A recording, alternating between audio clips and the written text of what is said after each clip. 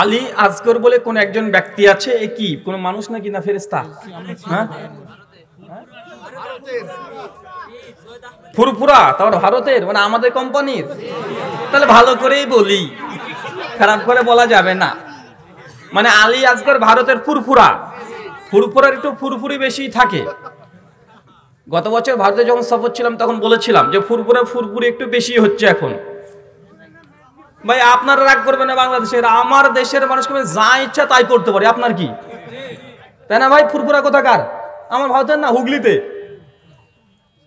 আলী আজগর তিনি কি নবীর বংশধর, বাঙালি, কত বোকা জাতি ভাই। আল্লাহ নবীর যে ছেলেগুলো ছিল কেউ জীবিত ছিল?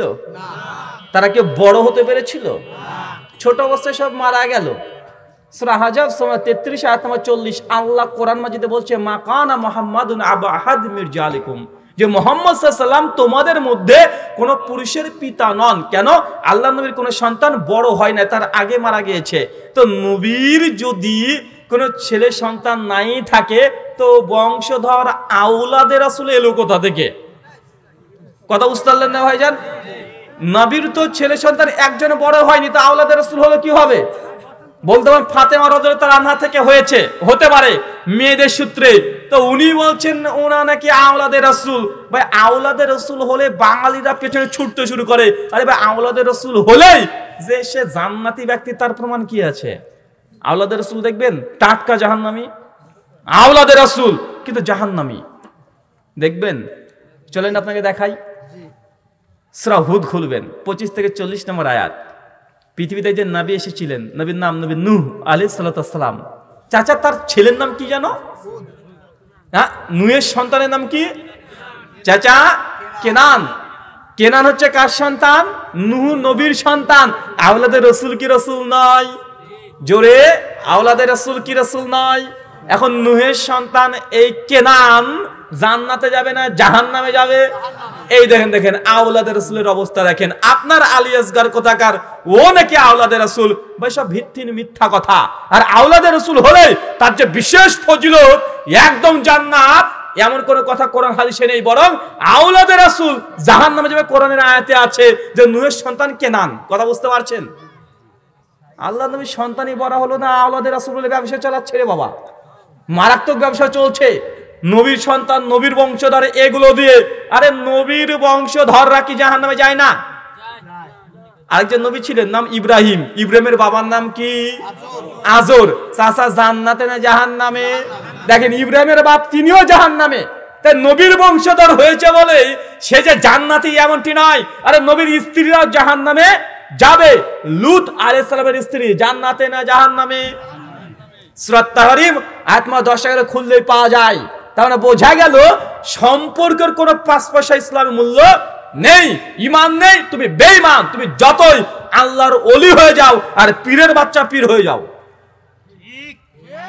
মানুষ মনে হচ্ছে পীরের বাচ্চা পীর, গদ্দিনাসীন পীর, বাপ রে বাপ, মানুষ ছুটছে সেই দিকে। মানে পীরের বাচ্চা পীর যতই মূর্খ হোক তারপরে সে নাকি বায়াত নিয়ে নিচ্ছে। আছে না নাই?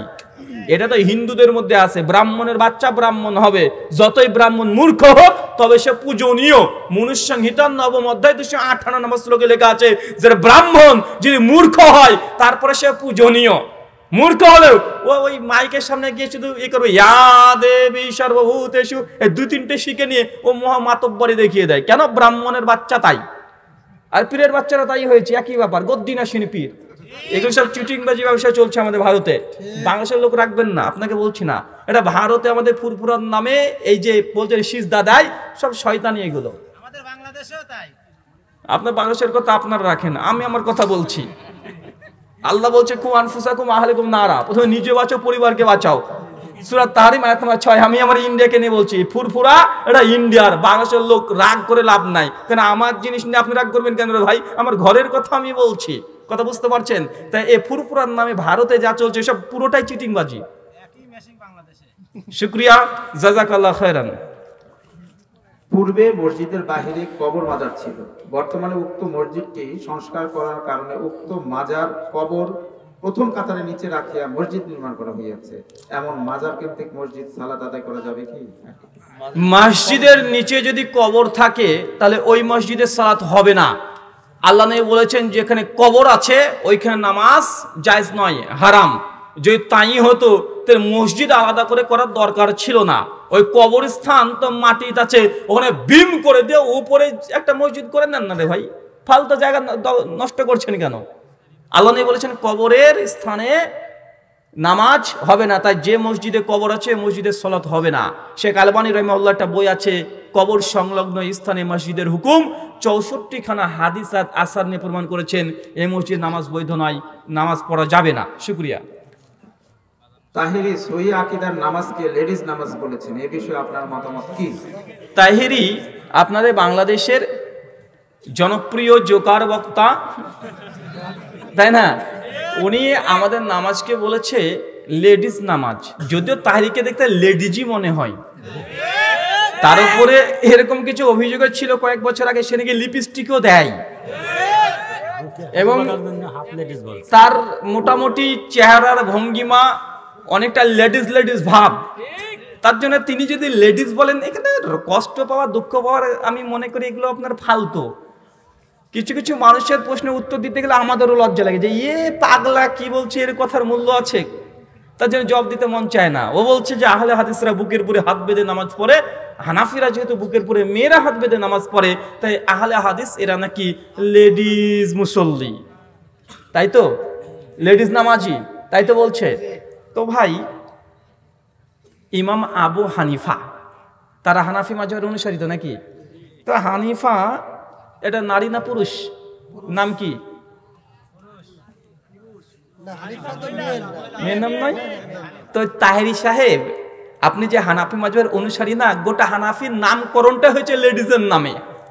গোটা মাযহাবটাই কি কথা বলেন? গোটা মাযহাবটাই লেডিস। আমি বলতে চাই না কথাগুলো, কারণ আমি আপনাদেরকে আগে বলেছি আমাকে কেউ যদি কমচি দিয়ে খোঁচাখুচি করার চেষ্টা করে গোটা বাঁশ ঝাড় পেছন দিক দিয়ে দেবো, ও বুঝতে পারবে না। কারণ আমাদেরকে যদি বলে যে লেডিস মুসল্লি, তো তোমাদের মাযহাবটা নামকরণ করা হয়েছে একটা লেডিজের নাম দিয়ে, কথা বুঝতে পারছেন? যদি আমি এই কথার সঙ্গে একমত নয়। ইমাম আবু হানিফা রাহিমাহুল্লাহর হানিফা নামক কোনো মেয়ে ছিল না, এটা তার উপাধি সিফাত দেওয়া হয়েছিল, আতা বিন আবি রওয়া তিনি দিয়েছিলেন। কিন্তু তারপর নামটা মেয়েদের নামকরণে হয়েছে কি? গোটাটাই পূর্ণটাই সম্পূর্ণ একদম লেডিস। আচ্ছা, আমরা বুকে পুরো হাত বাঁধার কারণে যদি এটা লেডিস মুসল্লি হয়, তো আমাদের হানাফি ভাইরাও তারা কিন্তু লেডিজের মতো নামাজ পড়ে। কোথায় জানেন? দেখবেন আমাদের আহলে হাদিস মেয়েরা মসজিদে যখন নামাজ পড়ে আমিন শব্দ জোরে বলে না আস্তে বলে? পুরুষরা জোরে বলে না আস্তে বলে? পুরুষরা জোরে বলে, মেয়েরা আস্তে বলে। কেন? মেয়েদের পর্দা আছে। পুরুষ যদি ভুল করে ইমাম সাহেবকে তারপরে সে সুবহানাল্লাহ বলে মুখ দিয়ে শব্দ করতে পারবে না। কেন? ও নারী, ও আস্তে বলবে, হাত দিয়ে পাড়ি মারতে হবে, তাই তো? আমাদের হানাফি ভাইদের পুরুষরা আমিন আস্তে বলে না জোরে বলে? আস্তে বলে, মানে এটা তাদের লেডিস মুসল্লি। তারাও কথা বুঝতে পারলেন না? আমাদের মা বোনরা তারা কি করে? তাদের যেহেতু মেয়েদের পর্দা আছে তাই জোরে আমিন বলা যাবে না। আমাদের হানাফি ভাইয়ের ছেলে মেয়েরাও তারা জোরে আমিন বলে না, আস্তে বলে, তারা কি লেডিস মুসল্লি? আমি বলতে চাই না। আমাদের এখানে জানি অনেক হানাফি ভাইরা এসেছেন, আপনাকে কষ্ট দিতে চায় না, কিন্তু কি করব বলেন ভাই? ইট মারলে তো পাটকেল খেতে হবে, হবে কি হবে না? কথা বলেন। ইট মারলে পাটকেল খেতে হয়, তাই এই কথাগুলো অবান্তর কথা। আমার কথা, এই কথা বললে নবীকে অপমান করা হয়। কারণ আল্লাহর নবী নিজে বুকের উপরে হাত বেঁধে নামাজ আদায় করেছেন। সুনানে আবু দাউদ হাদিস না 759, নবী বলেছেন বাম হাতে পুরে ডান হাত আল্লাহ নবী রাখতেন, আল্লাহ সদরিহি বুকের উপরে রাখতেন, আল্লাহ নবী বেঁধেছে। এখন আল্লাহ নবীকে কি লেডিস বলতে চাচ্ছ? নাউজুবিল্লাহ মিন জালিক। এর চেয়ে গুস্তাখে রাসূল কেউ আছে যে নবীর আমলকে নিয়ে কটূক্তি করে, নবীর সুন্নাত নিয়ে অপব্যাখ্যা করে, নবীর সুন্নাতকে যারা কটূক্তি করে বলছে লেডিস নামাজি, লেডিস মুসল্লি, মানে এর চাইতে বড় আল্লাহ দুশমন কেউ আছে? আশ্চর্য। আমার কথা বিশ্বাস না করলে বাংলাদেশে ইসলামিক ফাউন্ডেশন সুনান আবু দাউদ আছে, আছে না নাই? 759 নাম্বার হাদিস। কত বললাম? 759। এখনই চেক করে দেখেন, এখনই পাবেন। একদম আল্লাহ নবী নিজে আমল করতেন, মুরসাল সহিহ হাদিস। আর সই একদম হাদিসে সই ইবনে খুজাইমা 479 নম্বর হাদিসে ওয়াইল বিন হুজর বলছে আল্লাহ নবীকে আমি দেখেছি বাম হাত উপরে ডান হাত রেখে আলা সদরিহি তিনি বুকের উপরে বাঁধলেন, নবী বেঁধেছে, আর তুমি নবীকে বলছো তুমি কি লেডিস মুসল্লি? শুনো, কুটুক্তিগুলো করছো কোথায় গিয়ে ঠেকছে? কিছু করার নেই ভাই। বিড়ি খাওয়া জায়েজ এদের কাছে, গাঁজা খাওয়া জায়েজ। এইসব খেয়ে যদি স্টেজে উঠে কি করবে? জর্দা খাওয়া জায়েজ। জর্দাকে যদি ভুল ভাল বকে আমরা কি করব? রেজাল্ট কোন আমরা বলে দিয়েছে জর্দা খাওয়া হালাল, আর তারা খেয়ে উঠেও ঠিক। এখন ভুল ভাল যদি স্টেজে উঠে বকে ভাই কিছু বলার আছে? আল্লাহ নবী বলেছেন 3 শ্রেণীর মানুষের উপর থেকে আল্লাহ কলম তুলে নিয়েছে। তার মধ্যে একটা যে পাগল, মেন্টাল, কথা বুঝে না, জ্ঞান নেই, কথা বুঝতে পারছেন? আর একজন শিশু আর যে ঘুমিয়ে আছে, তো এরা কি? এই 3 মধ্যে একটা মানে ক্যাটাগরিতে ফেলাই যায়। শুকরিয়া। আপনার বউ কি আপনাকে ব্রাদার রাহুল বলে ডাকে? এটা কিন্তু ভালো প্রশ্ন বাবা। আমার বউ কি আমাকে ব্রাদার রাহুল বলে ডাকে? কারণ ব্রাদার মানে ভাই, তা আমার বউ কি আমাকে এখন ভাই বলে ডাকে? মানে আপনার তো সেই ইঞ্জিনিয়ারের একটা একদম ঠিক জায়গাতে ধরেছেন। ব্রাদার এটা কোনো নাম নয়। এটা কি? এটা নাম নয়, এটা টাইটেল। যেমন আপনাদের এলাকাতে আপনার পীর সাহেবের নাম পীরে কেবলা, গাউস, কুতুব, তারপরে কুতুব আর কি কি যে আছে, তারপরে হযরত, শেখ, মাওলানা, আলহাজ, মাওলানা, মুফতি, কারি, আব্দুর রহমান সাহাব। এবং তার বউ কি বলে ডাকে? তার বউ মাওলানা, মুফতি, কুতুব, গাউস, আব্দুর রহমান, শেখ, আমার স্বামী আসেন, এ বলে ডাকে? কথা বলেন না, শর্ট ফর্ম নিকনেম ধরে ডাকে।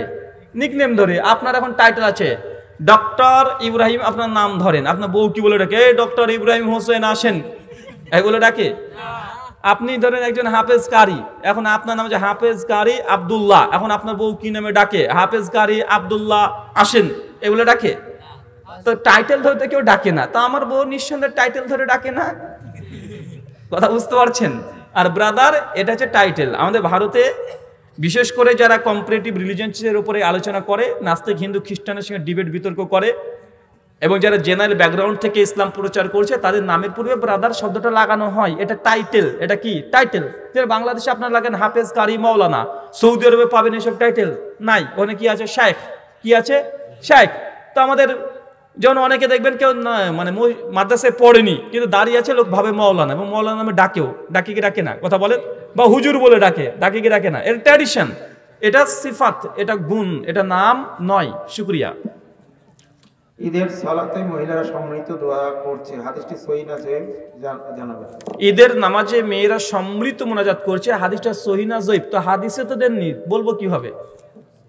কথা বুঝতে পারলেন না? হাদিস তো লিখে দিতে হবে যে অমুক জায়গাতে হাদিসটা আছে, এই হাদিসের রাবি এটা, বলে তখন না জেনে বলতে পারতাম। তবে এই কথা সত্য, ঈদের নামাজের পরে সম্মিলিত মোনাজাত হাদিসে সহিহ দ্বারা প্রমাণিত নাই, দোয়া প্রমাণিত আছে। সহিহ বুখারী 913 নম্বর হাদিস। আমার একটা বই আছে মেয়েদের মসজিদ গমন, মেয়েরা মসজিদে গিয়ে নামাজ পড়তে পারবে কি পারবে না, ওই হাদিসগুলো ওখানে নিয়ে এসেছি।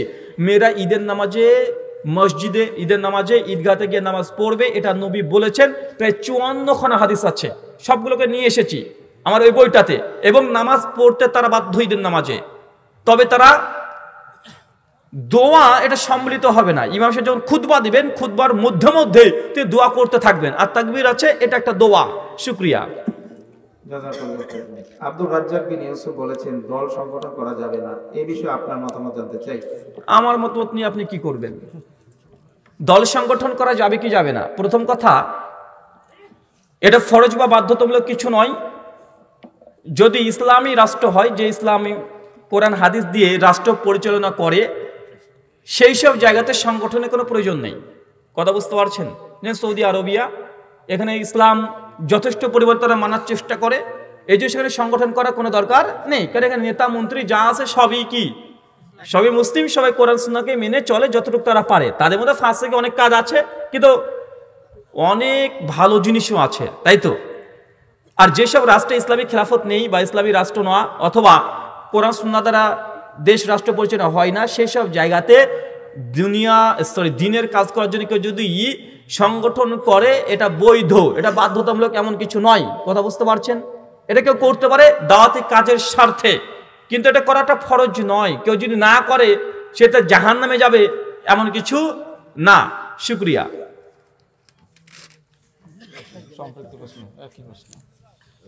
আবু তো আদনান ওয়াজ শোনা যাবে কি? একজন বক্তার নাম নিয়ে বলেছেন তার আওয়াজ আলোচনা শোনা যাবে কি যাবে না।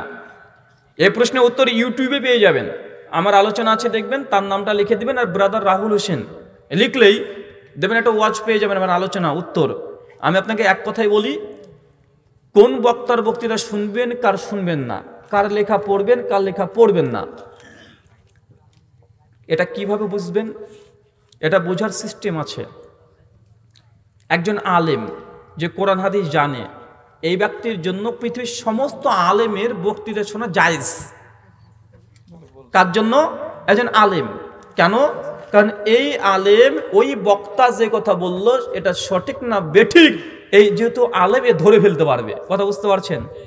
কিন্তু আম জনতা, সাধারণ মানুষ যারা কোরআন হাদিস কিছু জানে না, শুধু বক্তার ভালো ভালো টোন আছে, ভালো ভালো গজল বলে, সুন্দরভাবে কথা বলতে পারে, তার কথা শুনেই আপনি যদি আমল করেন অথচ আপনি জানেন না, সে ভুল বললে ধরার যোগ্যতা নেই, তাই আপনার জন্য সমস্ত আলেমের সমস্ত বক্তার আলোচনা শোনা জায়েজ নয়।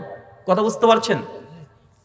আপনি যদি সমস্ত আলেমের বক্তৃতা শুনতে চান তাহলে আপনাকে নিজে আলেম হতে হবে, কারণ আপনার যোগ্যতা নাই। জ্ঞান অর্জন করবেন, ওই বক্তা যদি ঠিক বলে ধরার যোগ্যতা থাকতে হবে, ভুল বললে ধরার যোগ্যতা থাকতে হবে।